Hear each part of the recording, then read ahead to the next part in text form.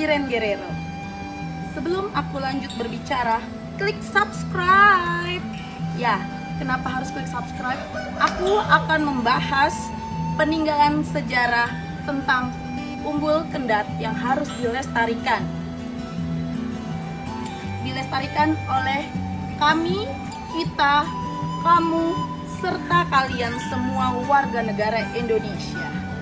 Nah, sebelum aku lanjut berbicara, bercerita, serta berbincang langsung dengan juru kunci, juru kunci, penanggung jawab tempat sakral ini.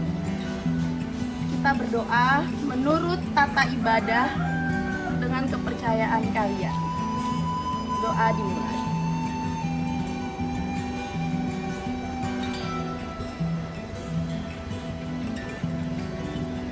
Semoga dengan doa yang kalian panjatkan membawa berkah buat kalian semua, serta selalu sehat dan selamat. Ketika kakiku sudah melangkah dengan pasti bersama Bapak Marjilan, sang juru kunci, aku melihat ada pohon Dewandaru. Dewandaru dalam bahasa Jawa berarti pembawa pesan dari para dewa.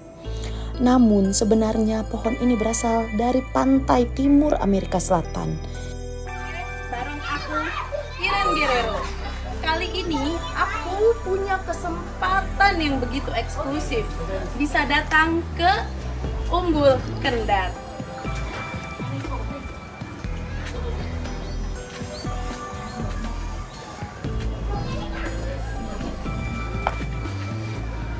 Ya, Umbul Kendat.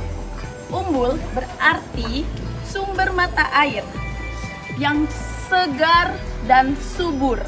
Nah, Kendat sendiri memiliki arti mengalir, tidak pernah putus. Oleh sebab itu, Umbul Kendat memiliki arti sumber mata air yang tidak pernah putus. Menjadi sebuah berkah bagi kita semua.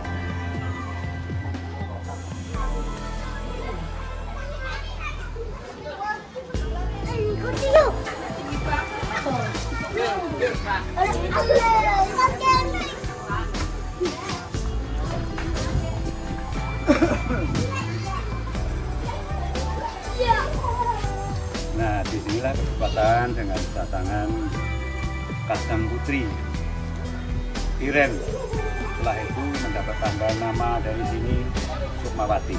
Mudah-mudahan dengan nama Sukmawati itu nanti akan menjadi nama yang lebih baru, lebih indah, lebih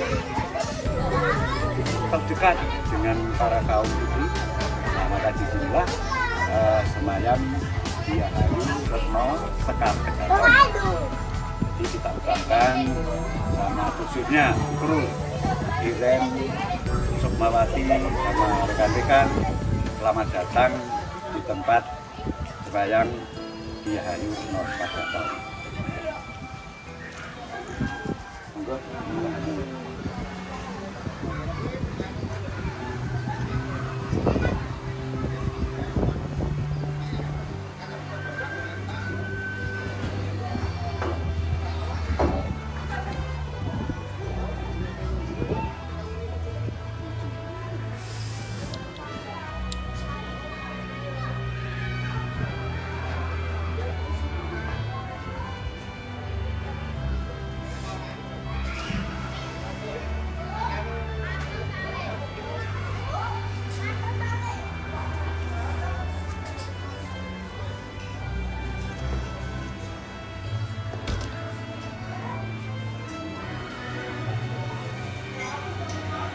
Ya, dari tadi aku dikawani oleh penanggung jawab atau juru kunci. Dari awal aku belum menjelaskan siapa beliau di sampingku ini. Beliau adalah juru kunci Umbul Kendat. Namanya Bapak Marjilan atau Mbah Marjilan. Dikenal di kalangan masyarakat Boyolali, Peging dan sekitarnya. Silahkan Pak Marjilan. Ya, selamat datang kedatangan Ibu dari Mbak Iren Sukmawati yang mana sampai di dalam makom Ki Hayu Keraton dengan tanpa ada halangan, sehat walafiat dan ceria, dan akan mengabdikan untuk mensejarahkan nama Ki Hayu Keraton yang mana Ki Hayu Keraton putra yang Prabu Buru yang kelima dari Majapahit. Maka dari itu selanjutnya sedikit banyak akan saya berikan tahu kepada Mbak Iren Sukmawati, mudah-mudahan nanti akan dibawa sejarah ini akan menjadikan sumber-sumber ada kemakmuran yang ada di negara kita. Ada itu berkaitan dengan Ki Hayu Keraton nanti tidak jauh juga dengan air minum. Air minum ini yang dimulai diminum oleh RPKAD zaman 1964. Pada waktu itu dipakarsai oleh Pak Jenderal Sarwoedi. Nah, pada itu dengan tahun yang baru ini, secara kebetulan Mbak Iren Sukmawati mendatangi ini. Mudah-mudahan ini untuk suara dan menggugah bahwa kemakmuran yang ada di negara kita betul-betul akan menjadi makmur yang betul. Walaupun di saat ini baru kita baru ada sedikit kekurangan yang sifatnya penyakit. Mudah-mudahan cepat sirna dan cepat pergi dari negara kita. Yang namanya penyakit kalau dalam bahasa Indonesia, kalau bahasa Jawanya mudah-mudahan cepat lari dari Indonesia. Ucapan ini saya pesankan bila mana nanti Mbak Iren Sukmawati telah kembali, mudah-mudahan begitu pula akan terus cepat akan kesembuhan dan akan kemakmuran kita semua. Ya, monggo bila mana ada yang akan ditanyakan sebatas nanti saya mempersiapkan pertanyaan. Ya Bapak, terima kasih atas waktunya. Saya sudah dipersilahkan dan diizinkan menjadi tamu kehormatan Bapak Marjilan di Umbul Kendal ini. Ya Bapak, bisa dijelaskan atau bercerita sebenarnya Umbul Kendal ini tuh bisa kan didatangi oleh masyarakat siapa aja, terutama masyarakat Indonesia pastinya, begitu juga orang dari luar negeri ya. Ya, terima kasih Mbak. Saya ulas lagi, memang saya sendiri mulai memegang itu hanya baru tahun 1989 Mbak. Cuman sebenarnya mulai dari dulu pun sudah banyak yang mengetahui bahwa Umbul Kendal ini memang ada salah satu dayang atau kuburan yang ada di sini. Nah, di sini kan tempatnya itu Gunung Kecil. Nah, dari tanah yang paling tinggi di situ. Nah, akhirnya ditemukan tahun 1976. Nah, itu diketemukan. Akhirnya diperintahkan oleh Bapak PD Lurah Siswoharjo untuk dipondasi atau diangkat. Kebersamaan dengan itu akhirnya begitu pula karena ini para ritual aku sama mengenal, bahkan saya sendiri terus berlanjut mulai tahun 1989 itu terus banyak diwawancarai oleh media ternyata memang dicek juga betul bahwa ini memang putra putri yang Prabu Buru yang pada waktu itu kebersamaannya Eyang Prabu, Eyang Semakun, Sun Prabu Hamengkubuwono yang ibunya atau pembayunya yang menjadi istri. Nah, maka dari itu bersejarah ini akan bersambung karena pada waktu itu masih zaman kehidupan. Dia air itu datang dari Majapahit, masih aktif di dalam kehidupan. Ternyata di sini setelah Mengseri Eyang Prabu Simakurung kan sudah masuk Islam. Nah, akhirnya dengan pergeseran atau pergantian dalam kebangsaan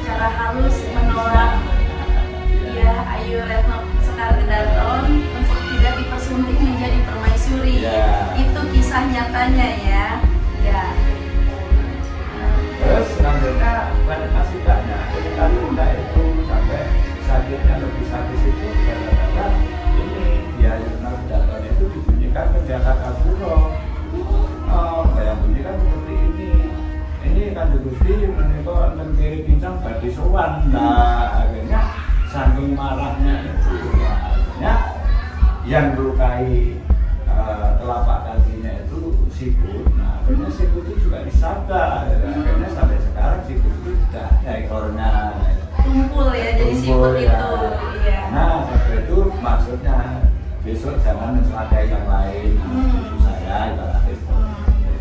Saya sampai sekarang terjadi lah itu sama sayur kangkung yang ada di kiri kanan itu juga termasuk sabda. Iya, jadi tidak pakai bumbu sudah enak sayur kangkung itu pada waktu zaman sekarang ini sudah maju, jadi kangkung ini cukup maju. Gitu. Jadi di sini awal muasalnya selain gunung kecil, jadi orang lihatnya mungkin bukit ya, Bukit. jadi nggak gunung. Nah juga banyak tumbuhan kangkung. Ya berarti ini makanya tanahnya subur. Dari tanahnya saja subur, makanya sumber air pun begitu subur mengalir terus ya, Umbul Kendar. Itu kan banyak sekali yang dari Ceceria sampai dari timur sana itu ada nama tempat-tempat itu juga dinamakan oleh dia misalnya Sungai Gerumbyang ya. Sungai Gerumbyang itu karena pikirannya tidak merusak mana atau belakang tinggi itu sampai stres Gerumbyang, akhirnya dinamakan Sungai Gerumbyang. Nah, pikirannya kan Gerumbyang. Nah setelah masuk ke Sungai Terucuk, nah itu sudah mendapat sinyal berarti ini sudah dekat penghiluran itu. Akhirnya di situ pada waktu itu ada tanda, ada sewa kembang, ada arta gitu. Nah dan itu sejarah itu kalau sudah hilang kita yang mencerita pun juga janggal kan gitu. Iya. Nah selanjutnya waktu itu mari kita ini ikuti sampai sekarang ini, dan ini betul-betul terkenang dan berjasa sekali karena pada waktu mau pecah di 30 SPKI sampai sekarang itu jelas kami menunjukkan sekali di sini memang betul-betul mayor sekali mengamankan tidak ada kurban tidak ada. Makanya kami terus kembali itu sampai sekarang Putra Wayang anak putu sebenarnya semua di sini bahkan tambah daerah lain yang Solo sekitarnya. Aku masih ada pertanyaan lagi. Iya. Nah, Pak Marjilan, tadi Bapak amat sangat menceritakan kisah Umbul Kendar dengan jelas dan tuntas, berarti jadi orang tidak salah tafsir jatuhnya, Iya, ya kan? iya. Atau Nah, menduga-duga jangan seperti sampai salah kaprah, karena kan salah tafsir gitu, jangan. iya, karena pastinya sebelum kesini sebelum dipersilahkan juga izin dengan Bapak, aku memang sudah sedikit mempelajari di mana yang aku baca atau informasi yang aku dapat itu amat sangat berbeda dengan penjelasan Bapak. Kalau Bapak kan bukan bercerita atau seperti cerita masyarakat yang beredar gitunya, tapi Bapak benar-benar menguak tuntas gitu. Nah, ada tidak masukan untuk generasi muda dan kedepannya tentang wisata ziarah ini, serta atau adakah mau diluasin jadi wisata apa biar lebih memikat orang datang? Memang sebenarnya sinyalnya banyak sekali, Mbak ya. Jadi misalnya dari yang itu kan dari UMS itu sampai sudah mana bahwa di sana dan dipaseni bahwa di sini kawasan pariwisata. Cuman kawasan pariwisata masih alam ya, yang belum disentuh.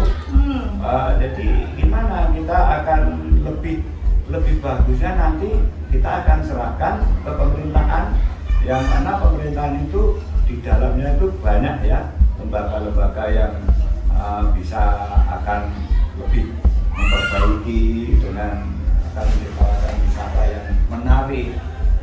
Dari Karang Taruna itu pun juga akan bikin air jeram. Nah, misalnya ini artinya sudah masuk, cuman tidak tahu juga nanti kapan akan ditayakan kan gitu. Satu itu, dua, tiga sekarang ini kemarin sudah saya mendengar sendiri bahwa sungai ini akan dikasih ikan-ikan koin yang akan menjadi penghuni air, supaya air itu sebenarnya sudah air sewu ya sudah rusak, air tidak ada penghuninya karena ya ini banyak di obat, di racun untuk makan orang. Lah sekarang besarnya mulai kita akan laporkan, dan besok saya minta Bapak pemerintah di sini supaya naruh tulisan dilarang ambil ikan, dilarang nyemplung ikan, dilarang membunuh ikan di sini, dilarang membuang kotoran di sungai ini. Ini sudah saya konsep sama adik-adik kemarin. Kalau itu memang aturan nanti akan terjadi realisasinya ya. Maka itu untuk melengkapi pertanyaan dari Mbak Eden, apalagi tadi atas pandangan-pandangan itu yang melakukan, mudah-mudahan nanti cepat akan terwujud. Soalnya nanti bisa pulang dari Eden, mudah-mudahan nanti pokok belum pulang itu sudah dimulai. Berarti sungai yang tadi kita pintas ya, berarti bakalan jadi budidaya ikan koi. Kita harus lestarikan tuh ya. Jadi harus, aku ini sampai sulit ngomong karena aku udah ngebayangin nih ya, karung jeram ya kan, kasih makan ikan koi, berbahagia bersama. Setelah itu kita bisa menikmati kungkum ya di sini tadi istilahnya. Bapak bisa jelaskan maksud sedikit atau arti ritual kungkum itu apa ya? Ini ya, sebenarnya kungkum itu kan pertama itu untuk menetralisir dalam kesehatan yang ada di dalam tubuh. Peredaran darah maupun suhu panas yang ada di dalam tubuh itu akan langsung dinetralisir dengan air pertama. Dua, memang aturan memang orang hidup itu harus mandi ya. Mandi itu bersih. Cuman itu masih ada tingkatan betul-betul nanti akan menjadi keistimewaan yang tidak sama orang itu sama memiliki ya. Karena apa? Langsung ditujukan kepada asal atau pakai ilmiahnya. Ya, misalnya kita tidak pakai air yoga aja sudah kita buktikan bahwa kita akan menemukan daya-daya yang menjadi energi kita, menjadi simpanan di dalam kita itu bisa dibuktikan energi kepemilikan bagian masing-masing yang itu. Lebih-lebih nanti di dalam air bisa kita buktikan sampai orang itu bisa menjadi di bawah ya saja. Nah akhirnya nanti bisa yang namanya semua ketajaman di dalam pikiran, ketentraman di dalam dia setelah dinetralisir dengan air itu betul-betul bisa murni, bisa tajam, bisa waspada. Ya. Jadi penjelasan Bapak mengenai kungkum itu seperti awal di mana aku sempat mengatakan tadi, kalau di sini merupakan tempat yang begitu megah akan alam semesta tepatnya, di mana di sini memiliki kepercayaan spiritual dan magis. Betul? Betul. Nah, kalau spiritual itu sendiri bagaimana sih biar rekan-rekanku atau anak-anak muda nih paham, generasi yang seterusnya tidak salah paham nih Pak? Ya gini ya, misalnya sebagai orang tua dan sebagai penuntut misalnya sampai tertuju kepada kependidikan ya, sampai ada sumpahnya saja tidak bingung tidak boleh untuk berani orang tua, tidak boleh untuk melanggar aturan yang ada, tidak boleh untuk ajukan adikum adigenuk. Orang itu harus ingat bahwa di atas langit masih ada langit, orang pintar ada yang lebih pintar. Nah ini pesan-pesan dari ilmuwan yang sudah sowan, jadi para sepuh itu tidak tinggalan. Misalnya kita disuruh puasa sehari malam, kita suruh puasa dengan meditasi di dalam air. Misalnya ini akan menjadikan bukti-bukti nantinya. Nah, jadi kalau hanya puasa saja, kalau tidak dibuktikan berarti kan tidak dikasih paket ilmu spirit tadi kan. Nah, kalau sudah dikasih dengan kesendirian nanti bisa dibuktikan. Ya. Berarti spirit jiwa. Kalau Pak bahasa masyarakat adalah roh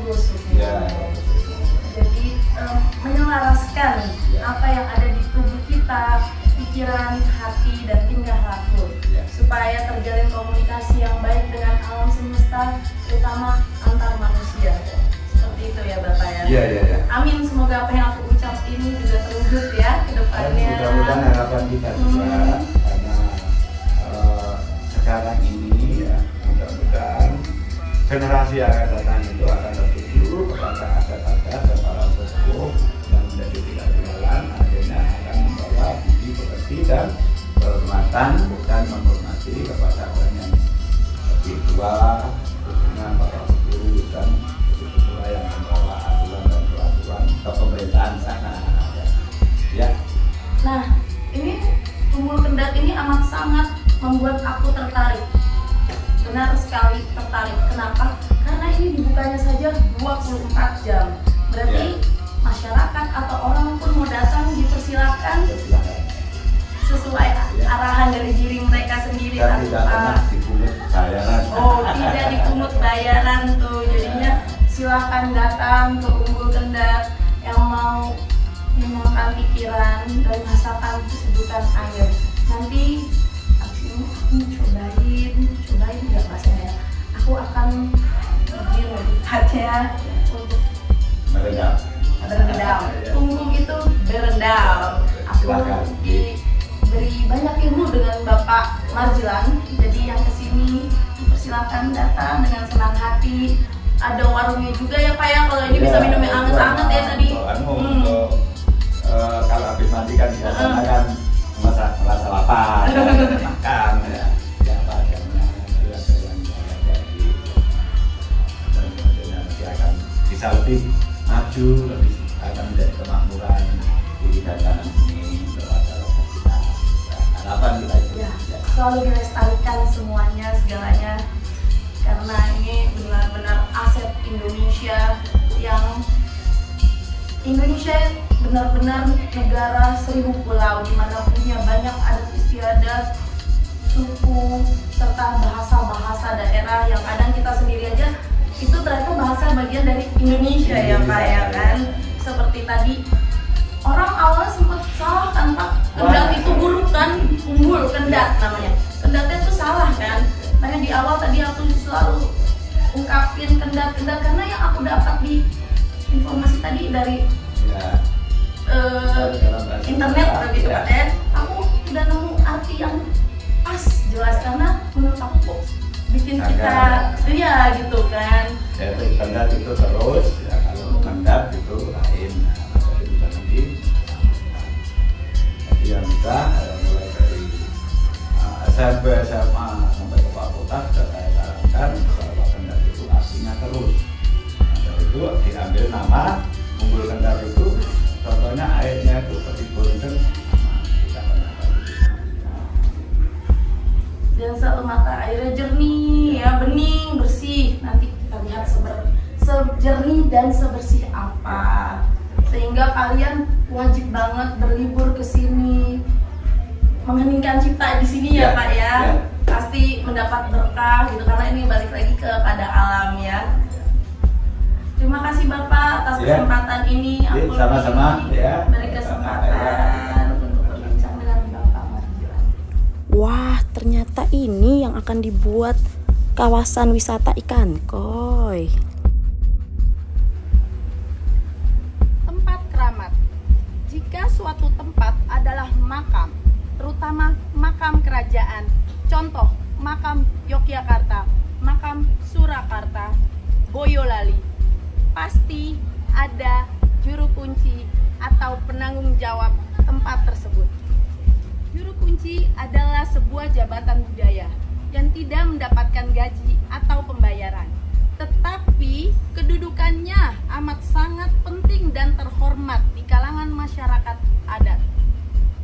Profesi juru kunci adalah pekerjaan turun-menurun yang secara